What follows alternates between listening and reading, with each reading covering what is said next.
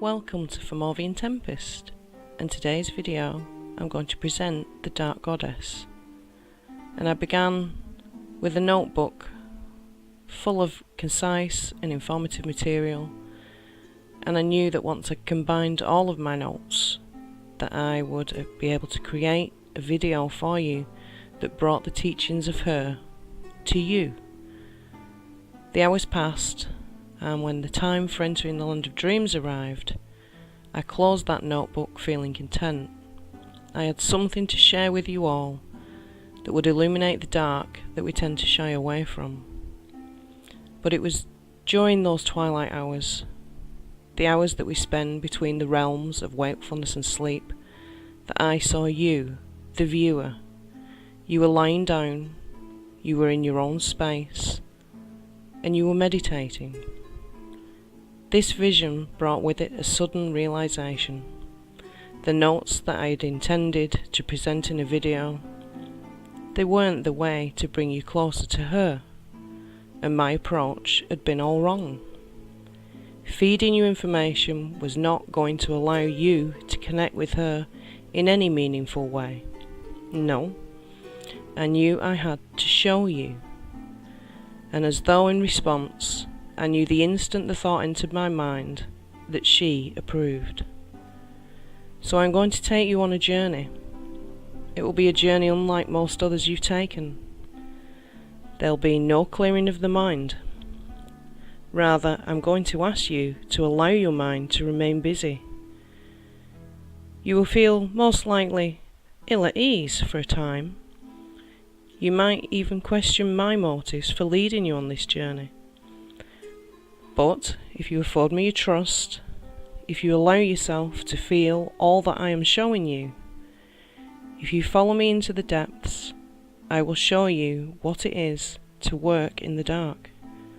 Together, we will enter the void, enabling you to know her.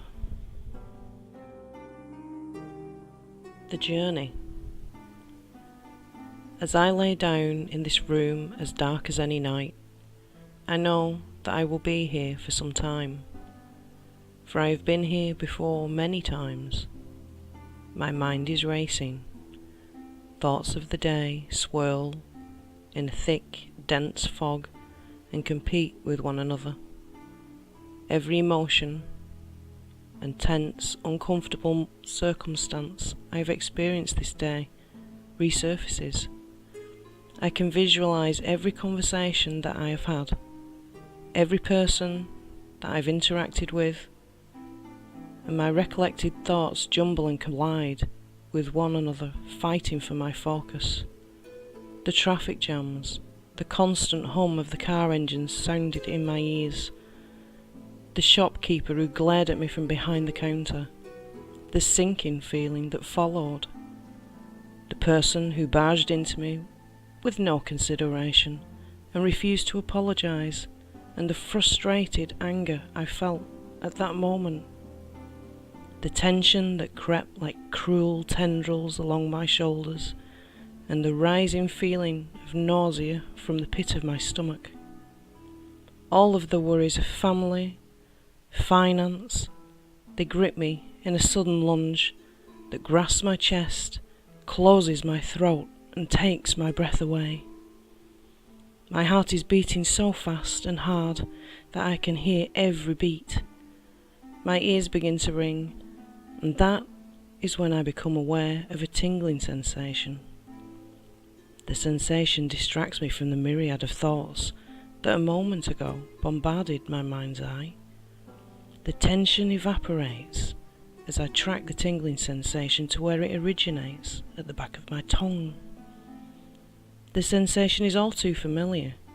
It's reminiscent of the dull tingle of anesthetic, and I roll my tongue in recognition. A sickly feeling is creeping its way into my throat, and I swallow hard in an attempt to force it to recede. The tingle on my tongue is becoming stronger now. It moves in waves like tiny needles and begins to spread its way to the insides of my cheeks. And there's a numbness that follows, and although I know in reality it's not possible, My tongue feels as though it has swelled to the size that makes the simple action of swallowing difficult. I try to speak, but the words formed in my mind don't sound the same as they leave my mouth. They are but sounds without any meaning. Language has failed me. A pain strikes at my temples, white hot pain, which in that second clears all thought. I draw my hands to my head in a feeble attempt to quell the pain, but all that I achieve is to feel a throbbing that brings with it a swell of nausea. Another strike of pain, and this time it penetrates the whole of my crown. It feels as though a weight is descending, pressing hard against the top of my skull, seeping down the back of my neck to the top of my spine. My breathing is hard and fast and random now, each wave of pain forcing me to curl my body tighter and tighter. Another strike of pain. Darkness descends, blacker than black. The pain has stopped. Nothing remains, only silence. As I feel my body relax, each muscle unfolds, and a sigh of relief leaves me. I am not awake. I am not asleep. I am within the void. I am within that point of nothingness, where all existence appears to be nothing more than mere illusion. There is nothing here in this place. My body lies still, and all is quiet. There is no time here. All earthly matters are far away and forgotten. Peace is all I feel, but wait. I am not alone. Fear pricks within me. There is something, some energy, some presence here that is not of myself. I search the darkness, and there before me, she sits. She is veiled and silent, motionless. Where did she come from? How long has she been here? Why is she here? As if to reply, she sweeps her hand, palms spread open before her, and she motions with a nod that I should look down to see what it is she wants to show me. It takes a moment for me to draw my gaze away from her, but when I do, I see a card in front of me. It is aged and tattered. The corners curl a little, and I can see that this card is well worn. Despite the age of the card, the colours within the central picture have remained vivid. It depicts a building surrounded by dark, thunderous skies. Lightning has stuck to the roof, and flames burst forth from between the tiles. Debris falls from the burning windows, setting light to the earth as it lands there. This is the Tower card of the tarot. It depicts complete destruction. Why, of all things, should she show me this card? I want to ask her a question, but I still can't form the words. I look to her, but she remains silent. My mind strains, trying to grasp at any clear thought, but there is nothing to grab hold of. My mind is as blank as the void in which I now find myself. A feeling is growing in place of any thought. I feel helpless. A chasm of fear is opening up within me. I want to escape this place, but I have no idea which way to turn. I can't focus. Screaming panic takes a hold of my entire being. What is it you fear? She finally asks as she looks at me with deep, stern eyes. As soon as I hear her voice, stillness and calm enfold around me. Her sternness is that of a mother who has just witnessed her child throw a tantrum. I'm confused. What is this cruel game that I cannot escape? Why do you resist? She inquires. I can feel her looking at me. There is an intensity about her that I cannot deny. She draws me closer like gravity. Her force is strong, relentless, and I fear it. Again she motions to me as she sweeps an open palm before her. She holds an obsidian mirror and positions it so that I can see my own reflection. "What is it that you fear?" she asks once more. Frustration builds and anger rushes into my chest. It burns there, gaining power with every breath I take. She moves the mirror to one side and my gaze meets hers. Instantly I am ashamed and fearful of reprimand. With stern voice that commands I do not turn away, she speaks. "Why do you deny your true self in favour of what you think I expect of you? I know who you are. We have travelled together many times before now, and still you hide away from me. There is no part of you that I have not been witness to. How will you recognise the power within yourself while you choose to deny what is yours? Without experiencing all that is within, how can you hope to obtain the answers to the questions you ask? This is indeed the training ground for that which you desire to find. Do not hide behind fear. Revise your fears, and you will move towards accepting the wholeness of your being." She points to the Tower card and then continues. "The destructive power within this card is my gift to you. You have known that change is called for, and yet you have resisted it. You have been blinkered by fear of your own creation, limiting yourself from owning your own potential. The Tower card that determines enforced change is a change brought about by necessity, not choice. I present it to you now, knowing that you recognise the need for change, but still fight against it and will not concede by your own volition." I become anxious. I try to find the hidden meaning behind her words, destruction and change, destruction and change. I repeat the words, hoping for some spark of clarity. Once more I feel confused, hopeless, frustrated, and there is an empty sense of defeat. She moves with the stealth of a panther, barely noticeable, silently, each step considered and with purpose. She kneels at my side. Her strength is undeniable, like the pull of the tide. Her determination is static in the air that surrounds us. "Here within this void you will face your fears. You will delve into your own darkness and emerge renewed. That is the gift of the darkness of the void. Meet with my challenge and look beyond the boundaries of death, suffering, and ego. Change is a constant process. It is necessary for all existence. Change may be that we are torn away from someone or something, and your response will be to retreat into sorrow. As you work through the pain, the loss, you will inevitably find that you have in some way changed, and that change often brings with it new horizons, new opportunities that could never have come to pass until you were released from what was before. Old forms that are limiting or self-destructive must be shed. The Tower is a card of great potential, as it clears away all in readiness for what is to follow. Her words ring truth.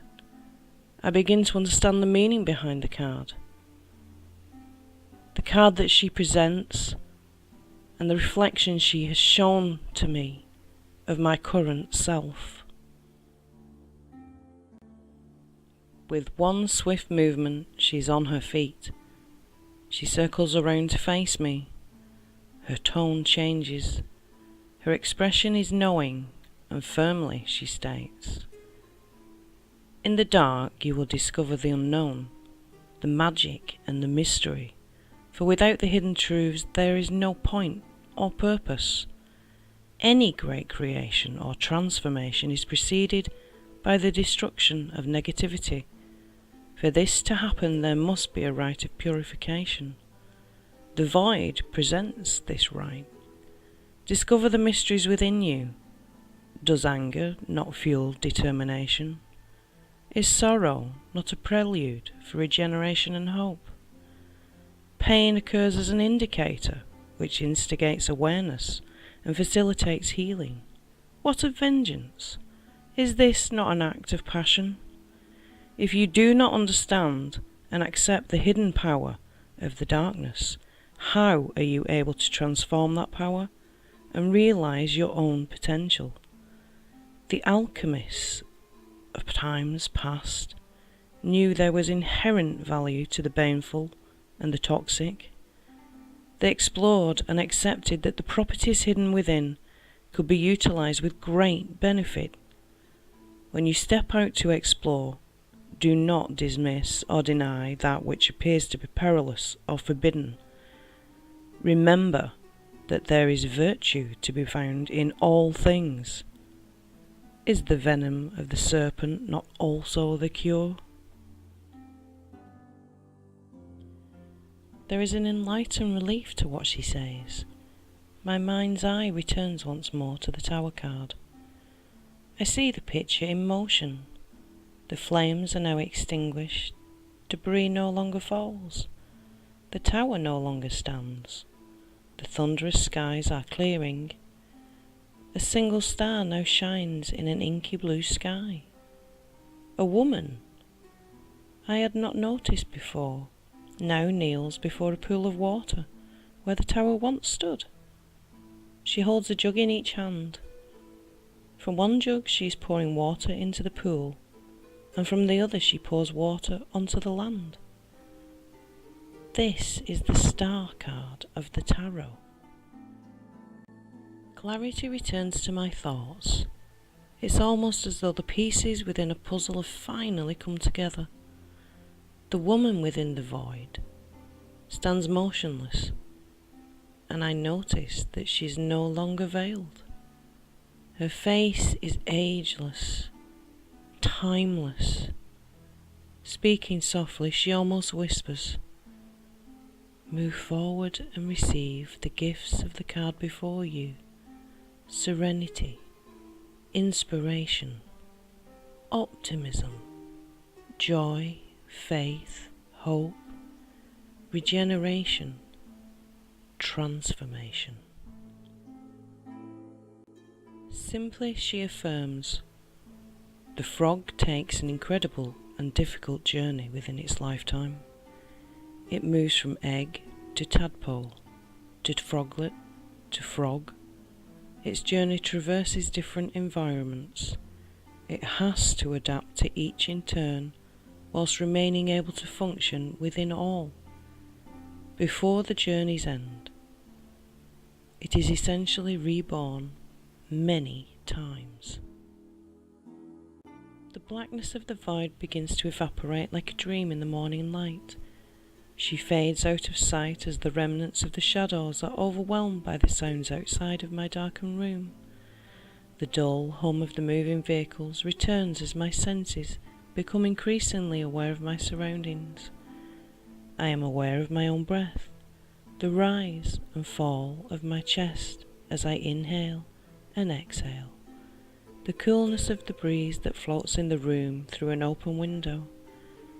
I open my eyes, and warmth spreads through my being as I remember my last moments in her presence. She had looked at me with the tenderness in her eyes, a smile that had illuminated the space around us, radiated across her face. She had swept her hand, palm spread open, and there before me, alone, sat a small, shiny, black frog, carved from some unknown, hard, cold substance. "Take it," she said. The frog is a totem of metamorphosis and adaptability. It symbolises transitions, rebirth and renewal. Frog symbolises coming into your own power. It reminds us not to become bogged down with day-to-day living. I hope you've enjoyed this little video. I hope you take from it what you can, and I hope you have an understanding of what it is to accept the Dark Goddess. Much love, many blessings. Bye for now.